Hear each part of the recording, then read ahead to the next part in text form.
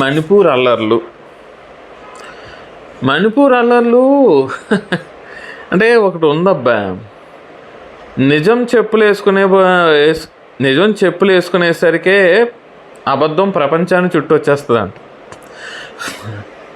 2024 ఎన్నికలకు ముందు అక్కడ జరుగుతుంది ఏంటి, ఈ గొడవలు హిందువులకి క్రైస్తవులకి మధ్య గొడవలు అన్నట్టు ప్రచారం చేశారు. నేను అప్పుడే ఒక వీడియో కూడా చేశాను. ఇది హిందువులకి క్రైస్తవులకి మధ్య జరుగుతున్న గొడవ కాదురా బాబు, 2 తెగలకు మధ్య జరుగుతున్న గొడవ అని చెప్పాను. ఆ గొడవ కూడా ఏంటో చెప్పాను. మళ్ళీ ఒకసారి క్లియర్గా చెప్పుకుందాం. ఏంటి గొడవ అంటే, మణిపూరు జనాభా దాదాపు 25 లక్షలు. అందులో 33 లక్షలు. మణిపూర్ జనాభా 33 లక్షలు. అందులో ఒక్క మైతీల జనాభా 25 లక్షలు. మిగతా అది కుకీలు. అయితే ప్రాబ్లం ఏమొచ్చిందంటే, మైతీలు అందరూ కూడా ఎస్సీలు, ఎక్కువ మంది ఎస్సీలే. కుకీలు గిరిజనులు. అంటే మైతీలు దళితులు, కుకీలు గిరిజనులు. సో మణిపూర్ ఏంటంటే ఎక్కువగా అటవీ ప్రాంతం. సో అటవీ ప్రాంతంలోకి దళితులు కూడా వెళ్ళి ఇల్లు కట్టుకునే హక్కు దళితులకు లేదు, కేవలం గిరిజనులకు మాత్రమే ఉంది. ఇక్కడ అటవీ ప్రాంతం ఎక్కువ, మైదాన ప్రాంతం తక్కువ అయిపోవడం వలన ఈ దళితులైన మైతీలు ఇల్లు కట్టుకోవడానికి లేదా ఏదన్నా ఏం కట్టుకోవాలన్నా వాళ్ళకి స్థలం దొరకట్లేదు. అందుకని వాళ్ళ మైతీల్లో దళితులు ఎక్కువ, కొంతమంది బీసీలు కూడా ఉన్నారు.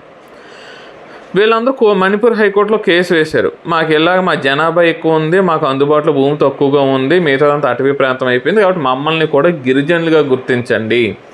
గిరిజనులుగా గుర్తిస్తే అప్పుడు మేము కూడా అడవుల్లో వెళ్ళి ఇల్లు కట్టుకోవడానికి మాకు స్థలం దొరుకుతుంది అని అంటే మణిపూర్ హైకోర్టు ఈ దళితులు, ఓబీసీలు ఎక్కువగా ఉన్న మైతీలను గిరిజనులుగా గుర్తిస్తూ తీర్పు చెప్పింది.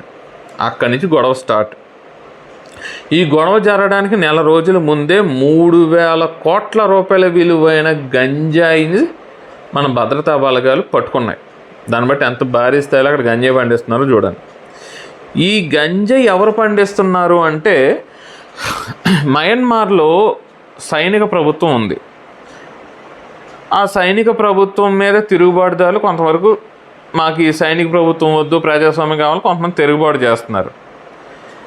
వాళ్ళతో పాటుగా అరాకాన్ అనే ఒక రోహింగ్యాల ఉగ్రవాద సంస్థ కూడా ఉంది. వీళ్ళకి భారీ ఎత్తున ఆయుధాలు కావాలి, డబ్బులు కావాలి.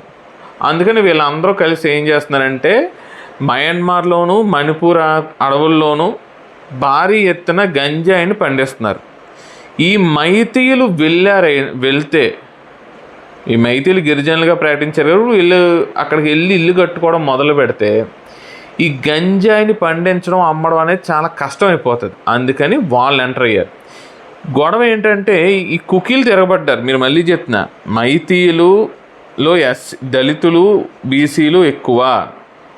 అయితే ఈ మైతీల్లో నాట్ ఓన్లీ హిందువులు మాత్రమే కాదు, క్రైస్తవులు ఉన్నారు, ముస్లింలు కూడా ఉన్నారు మైతీల్లో. అలాగే కుకీల్లో క్రిస్టియన్స్ మాత్రమే కాదు, హిందువులు కూడా ఉన్నారు, ముస్లింలు కూడా ఉన్నారు కుకీల్లో. అది అర్థం. ఇప్పుడు ఓసీల్లో క్రిస్టియన్స్ ఉన్నారు, ఎస్సీల్లో కూడా హిందువులు ఉన్నారు. ఇప్పుడు ఓసీలు ఎస్సీలు కొట్టుకుంటే ఏంటిది, హిందువులకి క్రైస్తవులకి మధ్య గొడవ అంటామా, 2 కులాల మధ్య గొడవనే కదా అంటాం. ఇక్కడ అదే జరిగింది. అది ఇక్కడ ఈ కుకీలు ఎప్పుడైతే తిరగబడ్డారో ఇది మంచి అవకాశంగా భావించి ఈ గంజాయిని పండిస్తున్న ఉగ్రవాదులు అందరూ కూడా ఇందులోకి ఎంటర్ అయ్యి ఈ గొడవను ఇంకా పెద్దది చేశారు. మైతీలు ఎట్టి పరిస్థితుల్లో అడవులు రాకుండా చూడడానికి, దళితులైన మైతీలు అడవుల్లోకి రాకుండా చూడడానికి. వీళ్ళకి వెనకాల బ్యాక్ అండ్ సపోర్ట్ ఇచ్చింది China, Pakistan, America, deep state. నేను ఇదే విషయం గతంలో వీడియో చేసి చెప్పాను. మణిపూర్ అల్లర్లప్పుడు చాలా క్లియర్గా చెప్పాను, వీడియో చేశాను. మీడియా పదే అబద్ధాలు చెప్పింది. ఇది హిందువులకి క్రైస్తవులకి మధ్య గొడవ లేనిపోయిన అబద్ధాలు చెప్పింది. ఇక్కడ ఏం జరిగింది అని అంటే, ఇప్పుడు నిజాలు బయటకు వస్తున్నాయి.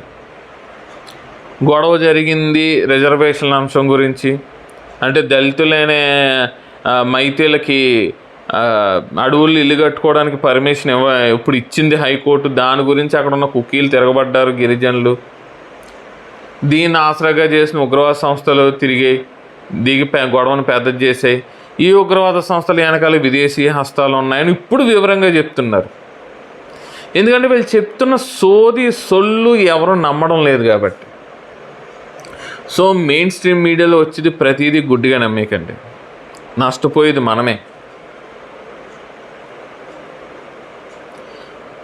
కాబట్టి